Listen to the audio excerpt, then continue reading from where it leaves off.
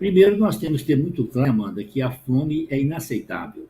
Em qualquer lugar do mundo, nós não podemos aceitar, nesse momento que estamos vivendo, século XXI, desenvolvimento tecnológico, científico, nós não podemos aceitar seres humanos passando fome. Muito menos no Brasil.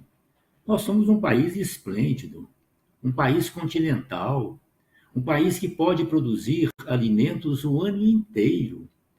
Com todos os nossos excessos, descuidos, sobretudo nos últimos tempos, aí no desgoverno Bolsonaro, ainda somos a maior reserva de água do mundo. Então, realmente é inaceitável que 33 milhões de brasileiras e brasileiros estejam submetidos a essa condição subhumana, que impede, né, o ser humano de exercer plenamente a sua condição humana, as suas prerrogativas. 33 milhões passando fome e 125 milhões ameaçados de fome, vivendo em insegurança alimentar, comem hoje, não têm segurança se vão comer razoavelmente bem amanhã, na próxima semana, no próximo mês. Isso é realmente inaceitável. E nós mostramos nos nossos governos, a partir especialmente do grande governo histórico do presidente Lula, quando nós ocupamos, né, implementamos o Ministério do Desenvolvimento Social e Combate à Fome, nós mostramos que é possível retirar o Brasil do mapa da fome, né? E fizemos isso, né?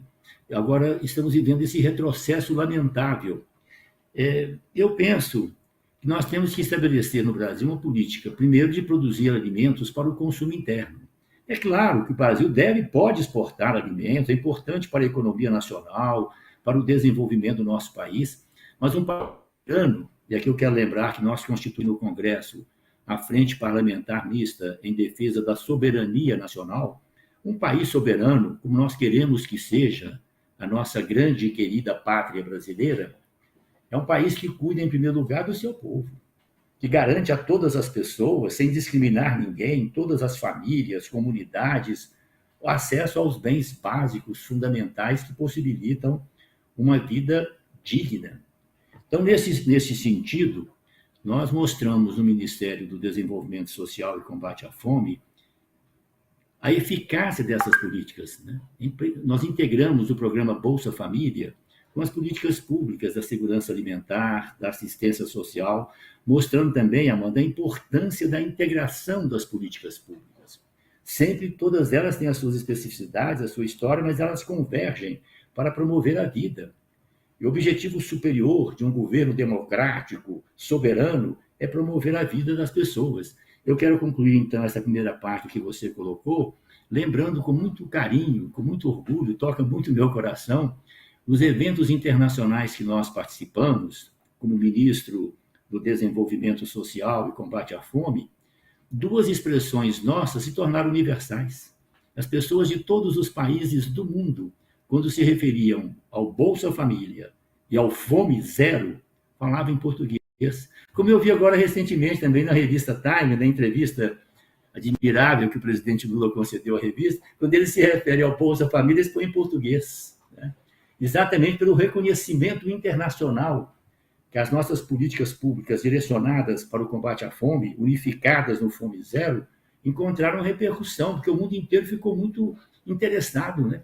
Como que nós estamos implementando políticas no Brasil inteiro, ações integradas com os governos estaduais, municipais, com ética, com transparência e possibilitando efetivamente às pessoas e às famílias do Brasil o acesso a esse direito básico, fundamental, que é o direito à alimentação adequada e saudável. Deputado, o senhor também foi ministro do Desenvolvimento Agrário, né, que juntamente com o MDS, com o Ministério do Desenvolvimento Social, foi responsável por articulação de políticas muito importantes.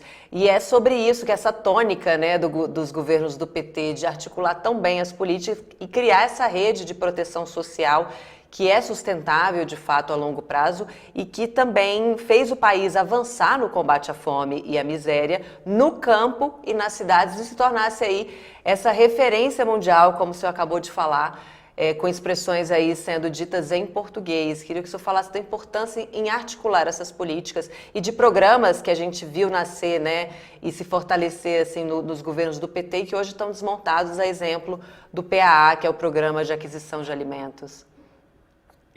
Eu vou enfatizar, então, Amanda, mais uma vez, o nosso trabalho, que foi por um tempo maior, né, quase todo o governo, o grande governo do presidente Lula, o nosso trabalho no Ministério do Desenvolvimento Social e Combate à Fome. Nós implementamos o programa Bolsa Família, integramos o programa Bolsa Família com as políticas públicas da assistência social. Me lembro bem que das primeiras medidas que nós tomamos foi integrar o Bolsa Família com o PET, com o Programa de Erradicação do Trabalho Infantil, e depois a integração do Bolsa Família com os CRAS, com os Centros de Referência da Assistência Social, equipamentos, né, com trabalho de assistentes sociais, psicólogos, implantados exatamente junto às comunidades mais empobrecidas. De outro lado, a integração do Bolsa Família com as políticas de segurança alimentar. Nós levamos, a partir da nossa experiência como prefeito de Belo Horizonte, nós levamos os restaurantes populares pelo Brasil afora, e junto com os restaurantes populares, as cozinhas comunitárias, os bancos de alimentos, e como você lembrou muito bem, as políticas de apoio à agricultura familiar.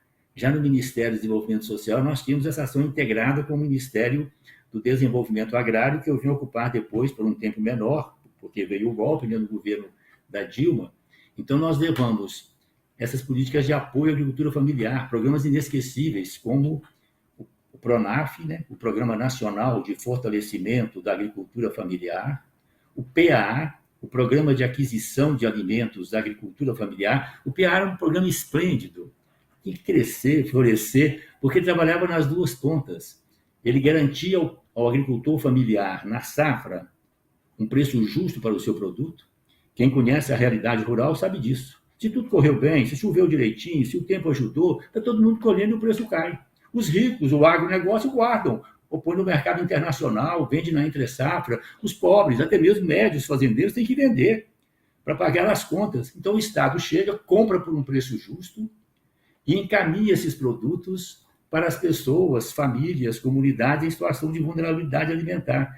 E aqui eu quero lembrar também a extinção na prática da Conab, inaceitável, a Companhia Nacional de Abastecimento. Tem que ter um espaço onde o Estado, agindo sempre em nome da vida, o Estado democrático de direito, comprometido com os mais empobrecidos, ele tem que ter alimentos de reserva, comprar e guardar alimentos para as pessoas, famílias mais empobrecidas, comunidades também, mas também para situações emergenciais, de crises, né, e excesso de chuvas, ou carência de chuvas, e outras situações internacionais mais delicadas. É fundamental que o país tenha o que nós chamamos de soberania alimentar. Então, foi esse o trabalho que nós... Agora, além disso, nós integramos também com outras políticas públicas, porque no Ministério tinha as condicionalidades relacionadas com a educação, que nós sabemos é uma política pública estratégica, e com a saúde, também fundamental. Então, nós colocamos também o que era dever das famílias com relação às crianças e adolescentes na escola, cuidados preventivos, nós invertemos também, começamos a discutir com elas e com o próprio Estado brasileiro, no nosso governo, o direito que essas famílias empobrecidas tinham, né, de terem escola, educação de qualidade próximas de si, a escola pública que hoje está sendo destruída, e da mesma forma o atendimento médico, hospitalar, a presença de equipamentos para acompanhar as pessoas, as famílias, as comunidades nas suas situações de saúde. Então, essa integração das políticas públicas me parece fundamental, e nós vivemos isso no Ministério do Desenvolvimento Social e Combate à Fome. Depois, no Ministério do Desenvolvimento Agrário, foi uma experiência mais reduzida. Eu entrei no segundo período do governo da presidenta Dilma, ficamos um pouco mais de um ano, porque veio o golpe, né?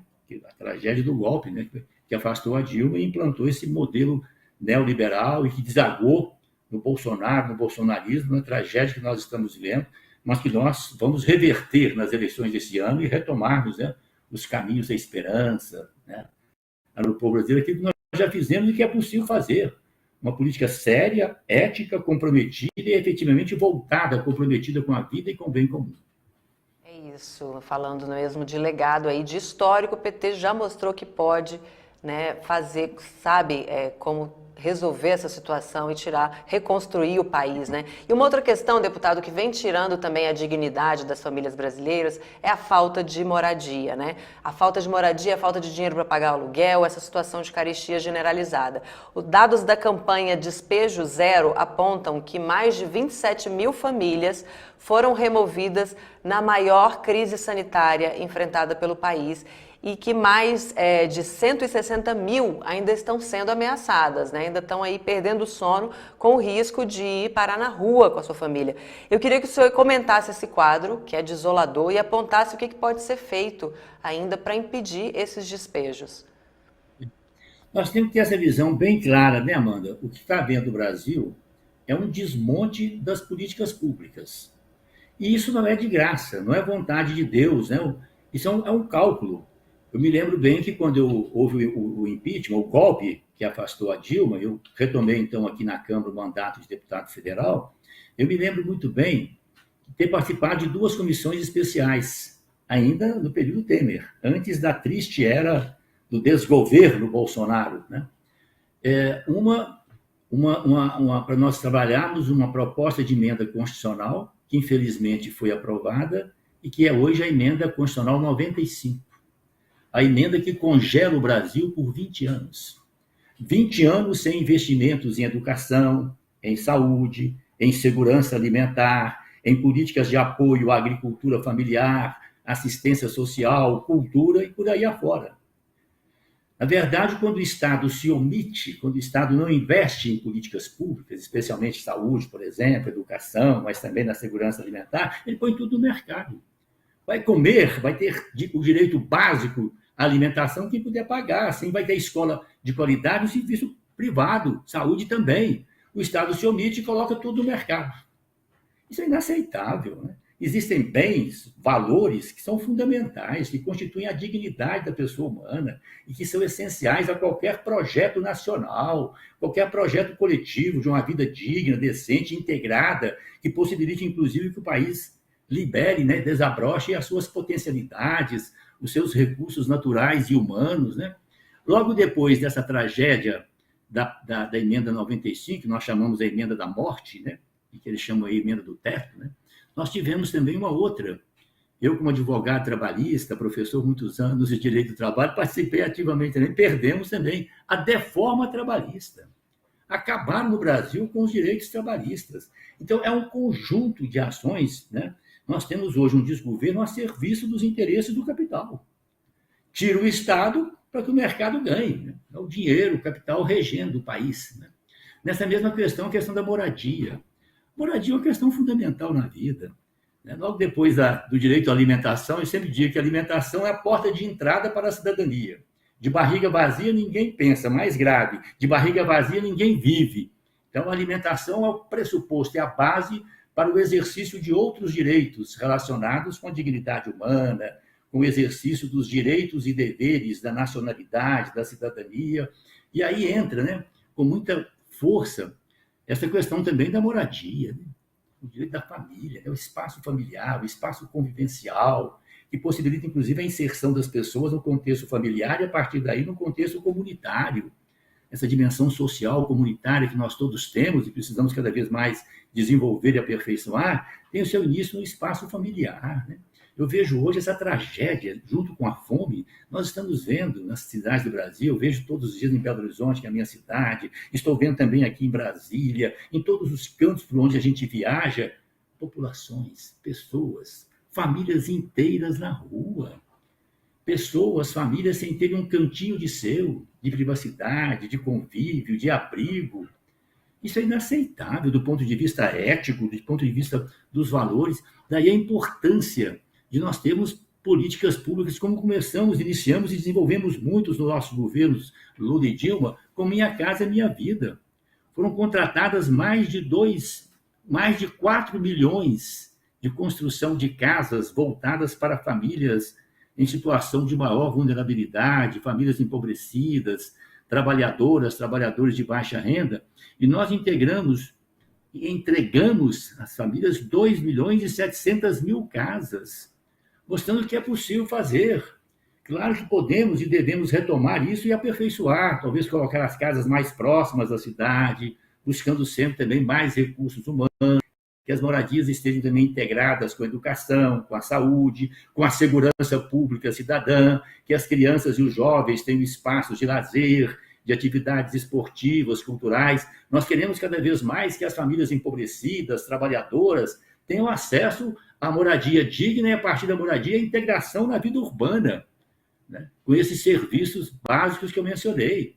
Então, nós mostramos que é possível fazer. Infelizmente, tudo isso está sendo destruído, porque é uma opção clara de acabar com as políticas públicas. Vai ter moradia quem puder pagar. Todas as questões passam a ser do mercado. Com isso, a ausência total do Estado. Eu penso que, nesse momento, é fundamental nós refletirmos com as pessoas, toda a população brasileira, as pessoas de boa vontade, né, que ainda constitui a grande maioria do nosso país, nós refletimos sobre isso. Qual o papel do Estado democrático de direito para assegurar às pessoas, famílias, comunidades empobrecidas e mesmo setores de classe média, pequenos e médios empreendedores, acesso a uma vida digna e decente através dessas políticas públicas que nós mencionamos.